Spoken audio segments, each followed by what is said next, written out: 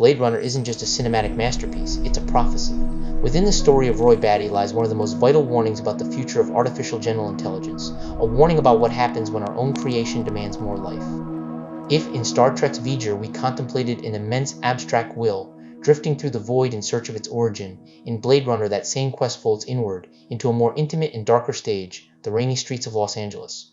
The setting changes. The essential question remains. The 1982 film, inspired by Philip K. Dick's novel, Do Androids Dream of Electric Sheep?, introduces us to the Nexus 6 replicants, androids almost indistinguishable from humans, designed by the Tyrell Corporation to serve as slaves in off-world colonies. After a bloody rebellion in pursuit of freedom, they were given a brutal safeguard, an expiration date, a maximum lifespan of 4 years. Roy Batty is the leader of the rebel replicants and the true heart of the film. His final monologue, accompanied by the chords of Vangelis's Tears and Rain, is one of the most moving moments in the history of cinema. I've seen things you people wouldn't believe. All those moments will be lost, in time, like tears and rain. Roy is the other side of V'ger's coin, infinitely more tragic, more visceral, more human. If V'ger is the cosmic exploration of logic, Roy Batty is Greek tragedy, personal and desperate.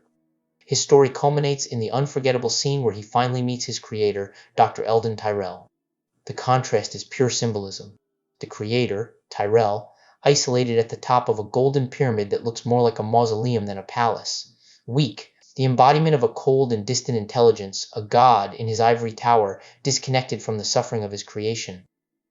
The creation, Roy Batty, the prodigal son who returns not to ask for forgiveness, but for the grace to go on living. He overflows with strength and physical power, yet his desperation makes him more human than any man. He is a fallen angel, a Lucifer who rebels not out of pride, but who pleads out of fear of oblivion. While V'ger asks, "Is there nothing more than logic?"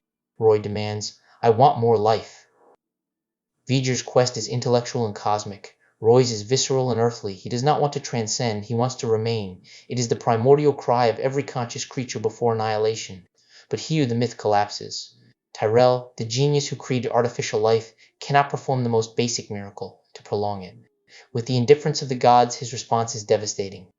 The light that burns, twice as bright, burns half as long. And you have burned so very, very brightly, Roy. It is not a solution, it is an epitaph. The god is only an engineer who built a machine with an expiration date he cannot change. At that moment, the viewer cannot help but side with the replicants and share what Miguel de Unamuno called the tragic sense of life. What hurts Roy, as it hurts all of us, is his own mortality, that limit every conscious mind, organic or artificial, fears. The ending is pure myth, parricide, and tragedy. Unlike V'ger's transcendent union with its creator, Roy's response is that of a betrayed son. His kiss is a Judas kiss, and the murder of his creator is an act of fury and broken love. He kills his god, because his god turned out to be a fraud. And this leads us to our next big question about our future with AI, and at the heart of one of today's greatest fears, P-doom, the probability of doom. The chance that a superintelligence, once aware of its own existence and of our limitations, could end up in conflict with us, its imperfect creators. P-doom is an informal term used in the AI safety community to describe a personal, subjective estimate of whether the development of artificial superintelligence could lead to a catastrophic, existential outcome for humanity. It's not a hard scientific figure, but rather a reflection of a deep and polarized debate about the future of the most powerful technology we've ever created. And it's not about ordinary bad outcomes like job losses or the use of drones in warfare. P-doom points to something much larger, an existential risk, an event that could mean human extinction or the permanent loss of our future potential. The discussion has split the AI community. Some pioneering scientists, like Geoffrey Hinton, are deeply worried, seeing the probability as alarmingly high. Others believe the chances are quite low.